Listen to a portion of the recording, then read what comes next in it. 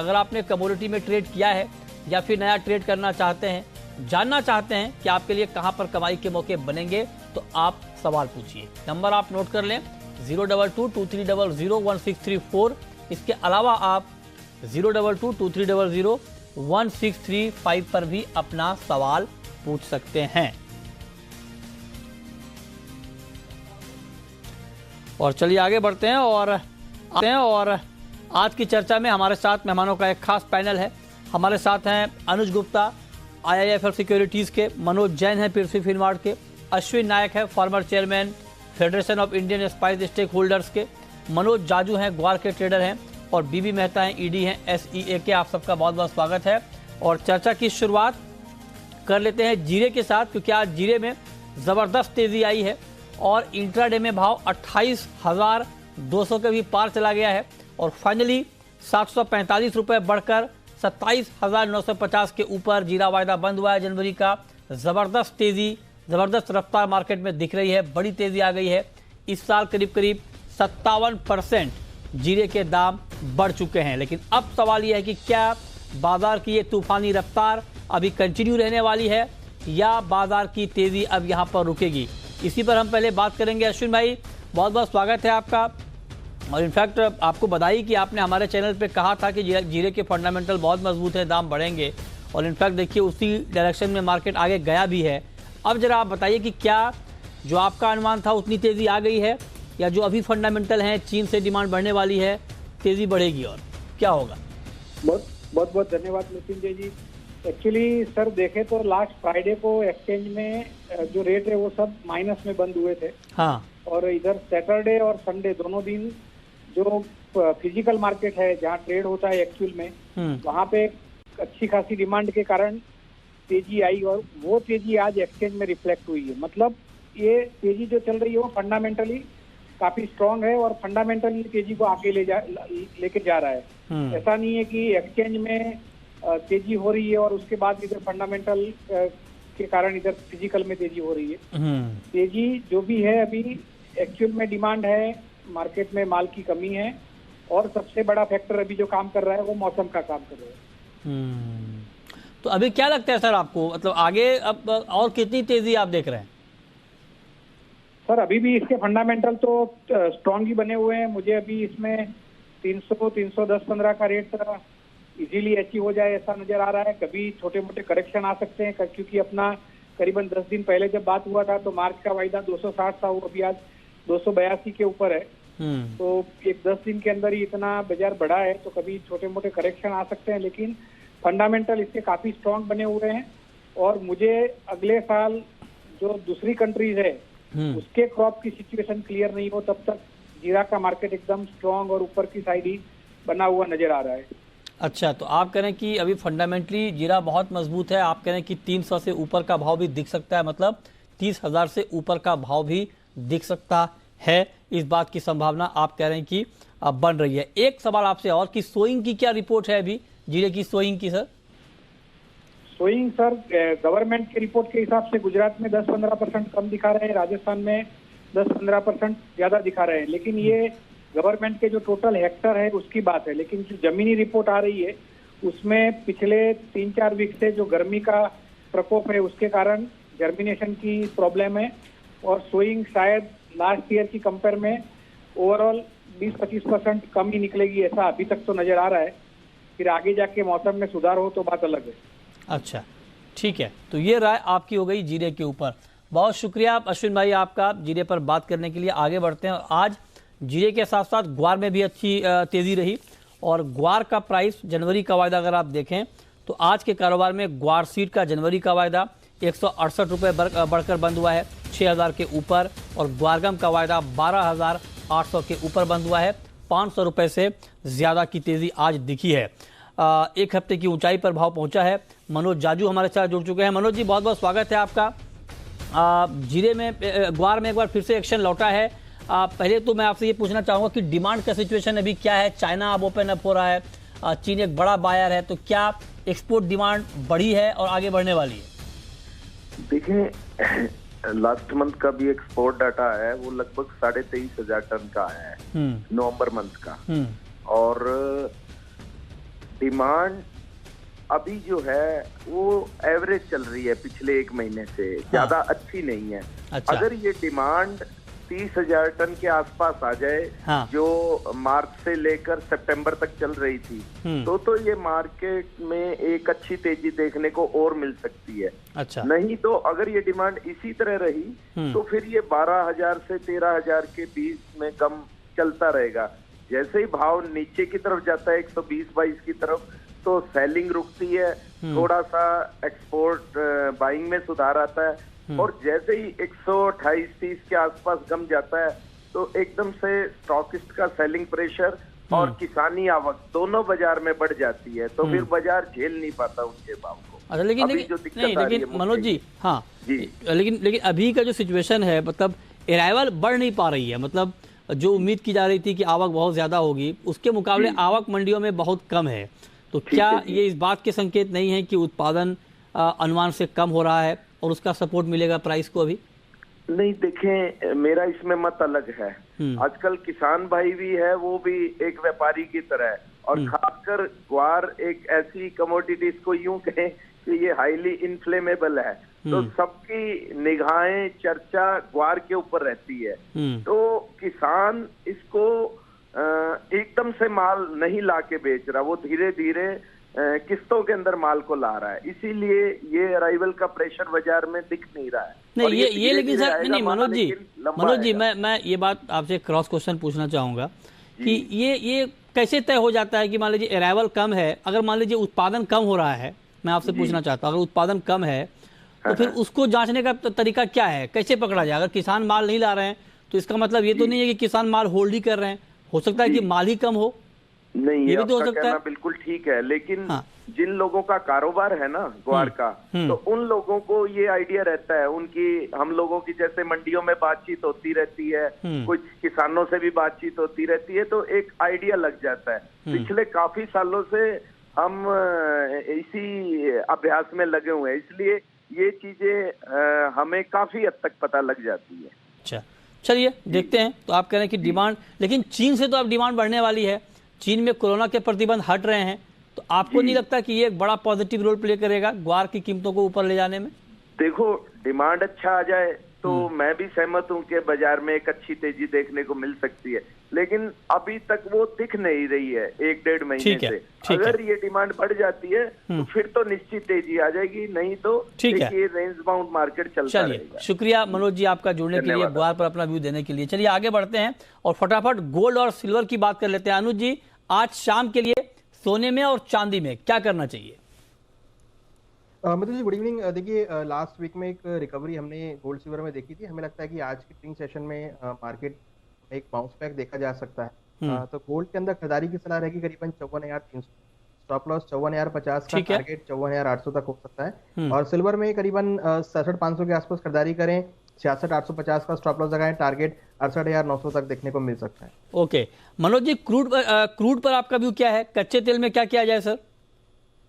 कच्चे तेल में हमारा मानना है कि यहाँ पे जनवरी वायदा अगर 6,170-80 के आसपास मिले तो बाय कर सकते हैं इंट्राडे के लिए। 6,110 के स्टॉप लॉस से ऊपर में 6,300 से 350 तक का लक्ष्य रख सकते हैं। ओके, तो ये राय आपकी हो गई क्रूड के ऊपर, इस पर आप नजर बनाकर चलें। आगे बढ़ते हैं और अब हम बात करते हैं ऑयल मिल एक्सपोर्ट की। और ऑयल मिल एक्सपोर्ट को लेकर ताजा खबर यह है कि अप्रैल से नवंबर के बीच 50% ऑयल मिल का एक्सपोर्ट बढ़ा है। 8 महीने में करीब 24 लाख टन, 24 लाख टन मिल का एक्सपोर्ट हुआ है। और नवंबर एक्सपोर्ट में 150% का जबरदस्त उछाल देखने को मिला है वाई ऑन वाई बेसिस पे, साल दर साल आधार पे। इस पर बात करने के लिए हमारे साथ बीबी मेहता जुड़ चुके हैं, ईडी हैं SEA के। मेहता जी, बहुत बहुत स्वागत है आपका। हाँ जी। पहला सवाल तो ये सर कि इतने दिन से आप कहाँ गायब थे? मतलब आप पकड़ में नहीं आ रहे थे सर, इतना तेल में हलचल हो रही है, आपसे बात ही नहीं हो पा रही थी। नहीं, हमारी गोवा में कॉन्फ्रेंस थी तो सारे गोवा में थे। अच्छा। हाँ, तो 3 दिन से वहीं थे, सारे एडिबल ऑयल वाले वहीं गोवा में थे, काफी अच्छी कॉन्फ्रेंस रही है। ओह, चलिए बढ़िया है। तो मतलब गोवा में जो है आप लोग छुट्टियां मतलब वहाँ बिता रहे हैं विद कॉन्फ्रेंस? छुट्टियां नहीं था, it was a business conference. हाँ ठीक है, लेटर बहुत सर गोवा में आपका pleasure तो गोवा होता में ही कोई है। भी गोवा में कोई भी इवेंट हो तो लगता है कि छुट्टी का पार्ट है। छुट्टी थोड़ा में माहौल बनता है। माहौल बनता है, बिल्कुल। तो अच्छा, अब बताएं सर कि ऑयल मिल का एक्सपोर्ट बढ़ क्यों गया इतना 50%? देखिए, मेन रीजन है रैपसिड मिल। रैपसिड मिल में आज इतनी अच्छी पैरिटी है, तो India is a major supplier in the south east Asia. चाहे ताइवान है, चाहे कोरिया है, चाहे फिलीपींस है, चाहे इंडोनेशिया है, थाईलैंड है। रैपसिड मिल और इंटरेस्ट मार्केट और इंडिया में लगभग $50 से $60 का डिफरेंस है। और दूसरा, इंडिया को एक एडवांटेज है, भाई स्मॉल पार्सल हम यहाँ से दे सकते हैं। तीसरा एडवांटेज लॉजिस्टिक है, 10 दिन में आपका शिपमेंट पहुंच जाता है। ताकि जब भी उनको कनाडा से लेना है, एक साथ 40,000 टन लेना है, पैनामेक्स लेना है, तो कम कन्वीनियंट नहीं रहता है। तो अपने पास लास्ट से क्रॉप अच्छा था, क्रशिंग अच्छा रहा, ऑयलिटी भी अच्छी थी, तो एक्सपोर्ट में एक मुनाफा हो गया। दूसरा, रुपी डेप्रिसिएशन ऑल्सो हेल्प अस। रुपी डेप्रिसिएशन वजह भी एक्सपोर्ट के बढ़ावा मिला है। अच्छा, अभी जो इसलिए रैपसिड का तो रिकॉर्ड एक्सपोर्ट में 14 लाख टन एक्सपोर्ट नवंबर तक हो गया। I want be surprised. अच्छा, इस साल एक नया रिकॉर्ड हो जाए, 17 से 18 लाख टन एक्सपोर्ट रैपसिड मिल हो जाएगा मार्च तक का। हर महीने 1-1 लाख टन और होने वाला ये, तो 17 से 18 लाख हो। अभी बात करें सोयाबीन की, सोयाबीन अब तक हम आउट प्राइस से, अभी we are in a parity, तो इंडिया से एक्सपोर्ट चालू हो गया है। और अगर आप देखेंगे अगले 3-4 महीने में काफी पिकअप होने वाला है एक्सपोर्ट या सोयाबीन मिल का। तो मेरा ख्याल ऐसा है कि ये साल रिकॉर्ड एक्सपोर्ट भी होगा। टोटल एक्सपोर्ट जो ऑयल मिल का है, उसमें रैपसिड मिल है 17-18 लाख टन। अच्छा, उसमें हो सकता है 12 से 15 लाख टन सोयाबीन चला जाएगा। तो बाकी कैस्टर मिल है 4 लाख टन, राइसवान एक्सप्रेस 3 से 4 लाख टन है। ओके, सब मिला के 40 लाख टन का ऑयल मिल का एक्सपोर्ट होगा। और वैल्यू जो है कम से कम 10,000 करोड़ होगी। जो लास्ट ईयर जो खाली फक्त वैल्यू थी 5,600 करोड़ की, ये साल कम से 10,000 करोड़ की वैल्यू हो जाएगी। अच्छा, तो फिर से एक दफा जो आज से 8 साल पहले हमारा एक्सपोर्ट 40 लाख के करीब था, ओके, फिर से हम वही लाइन पे ये साल तो पहुंचेगी। अच्छा, ठीक है। अच्छा सर, ऑयल प्राइस का क्या सिचुएशन है अभी? तेल के दाम बढ़ तो नहीं रहे हैं? आप बढ़ाना चाहते हैं कि कम कराना चाहते हैं? मैं तो चाहता हूं सर कि ना बहुत ज्यादा बढ़े ना बहुत ज्यादा घटे। नहीं, लगता नहीं कि मार्केट ऊपर जाएगी, स्टेबल ही रहने वाली है। थोड़ा ऊपर नीचे हो सकती है अगर कोई ऐसी कोई घटना हो तो। पर अभी खाली फंडामेंटल पे मार्केट नहीं चल रही है। अच्छा, सेंटिमेंटल पे भी चल रही है, स्पेकुलेशन पे भी चल रही है। वर्ल्ड में क्या क्या चल रहा है, बाहर की जगह पे क्या क्रॉप है। अभी अर्जेंटीना का देखो, सोयाबीन का crop definitely lower than expected है, तो उसकी भी इम्पैक्ट आती है। वो तो क्रॉप तो अभी आएगा 3 महीने के बाद में, आज से सेंटिमेंट चेंज हो जाए। तो फंडामेंटल आप 30 से 40% गिने, बाकी का चीज 50-60% है। अच्छा, आज यूक्रेन वॉर है, इंडोनेशिया बैन कर दिया, उसके बाद प्राइस फ्लक्चुएट हो गई थी। तो ऐसी कोई घटना बनती है तो कमोडिटी, कोई भी कमोडिटी पे प्रेशर आता ही है। तो अभी ऐसा लग रहा है कि जो अभी जो रेंज में है तो ठीक है। और दूसरा साथ में ये भी है कि भाई आज कंज्यूमर कंफर्टेबल लेवल पे है, किसान को सही दाम मिल रहा है। अच्छा, गवर्नमेंट को भी आज इन्फ्लेशन अंडर चेक है, 4-5% इन्फ्लेशन है, तो गवर्नमेंट भी शांति से बैठी है। बढ़िया, और इंडस्ट्री भी ठीक चल रही है, सब कुछ बढ़िया है सर। माहौल अच्छा है तो सब तरह से। अच्छा, तो आप कह रहे हैं कि चारों तरफ माहौल बहुत अच्छा है तेल को लेकर। तो माहौल जब बहुत अच्छा है तो वायदा कब आ रहा है सर तिलहन का? वायदा में देखिए, वायदा हम तो पूरी ताकत लगा के प्रेशर किया है, बार बार मुलाकात भी की है, पर डर ये लग रहा है कि सारे कमोडिटी शायद नहीं खुले। तो हमारा प्रेशर है जो इंटरेस्ट कमोडिटी है, खास तौर पे crude soybean oil and crude palm oil, वो खोलना जरूरी है। ओके, लोकल में सर हो सकता है कि भाई सोयाबीन या तो रेस्ट्रिक्टिव खुले या नहीं खुले, वो सब में, पर ऐसा लग रहा है कि एटलीस्ट इंटरेस्ट कमोडिटी में पूरी संभव है। ठीक है, ठीक है, चलिए, बहुत शुक्रिया मेहता जी आपका जुड़ने के लिए और डिटेल में इस खबर पर बात करने के लिए। लेकिन अब आपको बताते हैं कि बजट को लेकर बहुत सारी उम्मीदें हैं इंडस्ट्री की। एग्री कमोडिटी के लिए क्या कुछ बजट में होना चाहिए, इस पर एनसीडीएक्स के एमडी और सीईओ अरुण रस्ते से खास बात की जी मीडिया संवाददाता ब्रजेश कुमार मिश्रा ने। आइए आपको सुनाते हैं। बजट विशलिस्ट में आपने सरकार से क्या उम्मीदें रखी हैं, खासतौर पर एग्रीकल्चरल सेक्टर के लिए, जिस तरह की कमोडिटी आपके एक्सचेंज पर ट्रेड होती है? देखिए, बजट से आज की तारीख में दो चीज़ें होती है, एक तो कंटिन्यूटी इन पॉलिसी, अगर वो मेंटेन हो जाए तो that will be a big deal. पिछले साल के बजट में कुछ अच्छी चीज़ें इंट्रोड्यूस की थी गवर्नमेंट ने विच आर फार रीचिंग, जैसे ड्रोन टेक्नोलॉजी को प्रमोशन देना हमारे जैसे कंट्री के लिए जहाँ बजट में लॉट ऑफ एग्रीकल्चर सेक्टर में लॉट ऑफ वेस्टेजेस होते हैं, वहाँ पर ड्रोन टेक्नोलॉजी हमें बहुत मदद करेगी, स्पेशली थिंग्स लाइक डेयरी और मैनेजमेंट ऑफ लॉजिस्टिक्स। तो ये फार रीचिंग इम्पैक्ट जो हैं जो पिछले साल शुरू किए थे उनकी कंटिन्यूटी हमें ज़रूरी है। दूसरा ये है कि इन टर्म्स ऑफ टैक्सेशन और अदर थिंग्स, छोटी मोटी tinkering is the only thing which is possible, we are not looking at that, but what we are looking at is giving boost to the consumption, because globally other economies are going down, उनमें तो थोड़ी आज की तारीख में मंदी आ रही है ग्लोबली, पर इंडिया में अपनी डोमेस्टिक इकोनॉमी अगर बढ़ती रही जैसे वो पिछले साल बढ़ती आ रही है और 7% पे अगर इस साल बढ़ती आई फोरकास्टिंग जो है, तो basis upon own domestic economy हम काफ़ी अच्छा करेंगे as compared to the global scenario. Therefore we feel that we will be doing better if we can maintain the continuity in the policies. दूसरा एक इम्पॉर्टेंट चीज़ जो है, जो लोग उम्मीद कर रहे हैं कि जो 7 कमोडिटीज़ पर पाबंदी लगी थी ट्रेडिंग की, उसको लेकर के क्या आपको उम्मीद लग रही है, क्या एक्सपेक्टेशन लग रही है कि वो कब हट पाएगी और लोग वापस उसकी ट्रेडिंग शुरू कर पाएंगे? देखिए, 7 कमोडिटीज़ की जो पाबंदी थी वो अगले वीक में ख़त्म हो जाना चाहिए, तो हमें पूरी उम्मीद है कि गवर्नमेंट इस पर विचार विमर्श करके इन कमोडिटीज़ को वापस से बहाल कर देगी, ये हमें पूरी उम्मीद है और हमने गवर्नमेंट से इस बारे में बातचीत भी की है। हमें उम्मीद है कि अगले वीक हमें कुछ अच्छी न्यूज़ मिलना चाहिए। तो ये थे एनसीडीएक्स के एमडी और सीईओ अरुण रस्ते साहब। चलिए आगे बढ़ते हैं और अब बात करते हैं बेस मेटल की। मेटल पर अनुज जी, आज के लिए आपका व्यू और आज के लिए आपकी टॉपिक। मृत्युंजय जी, हमें लगता है कि बेस मेटल में एक बाउंस बैक यहाँ देखा जा सकता है। जिस तरीके से चाइना की डिमांड एक्सपेक्टेशन है, तो बेस मेटल में भी सपोर्ट रहेगा। तो कॉपर मुझे लगता है कि इंट्राडे के लिए खरीदारी कर सकते हैं, करीबन 702 के आसपास। 696 का स्टॉप लॉस लगाएं, टारगेट 710 712 तक हो सकता है।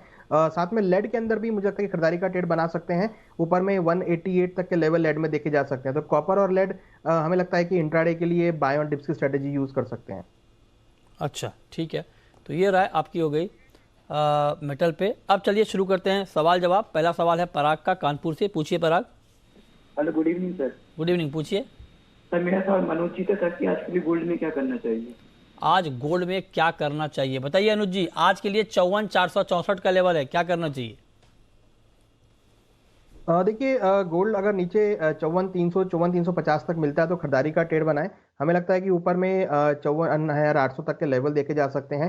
इंटरनेशनल मार्केट में 1805 1810 डॉलर तक के लेवल देखने को मिल सकते हैं। मनोज जी, आपकी राय? बिल्कुल, यहाँ पे मोमेंटम पॉजिटिव है मृत्युंजय जी, और मेरा मानना है कि सोना और चांदी दोनों में ही बढ़त है। तो ऐसे में अगर एमसीएक्स बुलडेक्स इंडेक्स के साथ जाएंगे तो ज्यादा अच्छा रहेगा। यहाँ पे दिसंबर कॉन्ट्रैक्ट 15,180 पे बाय करके चलना चाहिए, 15,130 के स्टॉप लॉस से। लक्ष्य 15,280 तक का रखा जा सकता है। ठीक है, अगला सवाल है राजेश का। पूछिए Rajesh ji. Good evening sir. Good evening, sir पूछिए। मेरे 2 सवाल हैं सर। पहला सवाल मेरा ये कि सर मुझे चना और सोयाबीन पर राय चाहिए, और दूसरा सवाल सर मेरा ये है कि मैं अभी देख रहा हूँ जैसे कि एक साल में जीरे में 60% की तेजी आई है, तो उसको डिब्बे से बैन क्यों नहीं किया जा रहा है जीरे को सर? जैसे कि सर चना सोयाबीन को तो बैन कर दिया तेजी में, तो जीरे को भी तो बैन करना चाहिए, इतनी तेजी आ रही है आम जनता के लिए। वो भी तो खाते हैं, अपन भी तो खाते हैं जीरा। हाँ, वो खाते हैं, लेकिन उसके पीछे तर्क ये हो सकता है कि भाई मेन आइटम नहीं है ना। जैसे आप कह रहे हैं चना दाल, तो दाल को लेकर ज्यादा जीरा थोड़ा बहुत इस्तेमाल करते हैं आप। तो कहीं ना कहीं सर बैन तो होना चाहिए ना। ठीक है, मतलब आप सवाल पूछ रहे हैं तो उसका जवाब बिल्कुल लेंगे। बताइए मनोज जी। जी सर, बताइए क्या है जवाब? नहीं, बैन करना नहीं करना ये गवर्नमेंट का लुकआउट है। इसके ऊपर मैं कोई कमेंट नहीं करना चाहूंगा। और जहां तक प्राइस आउटलुक का सवाल है, तो अभी सोयाबीन की जो कीमतें वो इंटरनेशनल मार्केट में एक दायरे में ट्रेड हो रही है, तो यहाँ भी दायरा बना रह सकता है। लेकिन पल्सेस में इस बार देखने में आ रहा है कि जो सोइंग है वो काफी कम है रबी की गत वर्ष की तुलना में। तो यहाँ पे स्पेशली अगर चना की बात करूं तो यहाँ पे अगले 1 से 2 महीने में एक जो है पॉजिटिव मोमेंटम जो है कीमतों में देखने को मिल सकता है। तो चना की कीमतों में आने वाले समय में यहाँ बढ़त देखने को मिल सकती है। ठीक है, अगला सवाल है मदन लाल का। पूछिए मदन लाल जी। जी नमस्कार जी। नमस्कार, पूछिए। जी 22,000 पे 2 जीरे लेके रखे हुए हैं जी, 24 के पड़ने लगे अपने को, क्या करें अब? रखें 30-32 हजार हो सकता है जी। बताइए अनुज जी, 22,000 पर बाइंग इनकी बाइंग है, भाव 28,000 के करीब है, तो इनको प्रॉफिट बुक कर लेना चाहिए या 30,000 32,000 के लिए वेट करना चाहिए?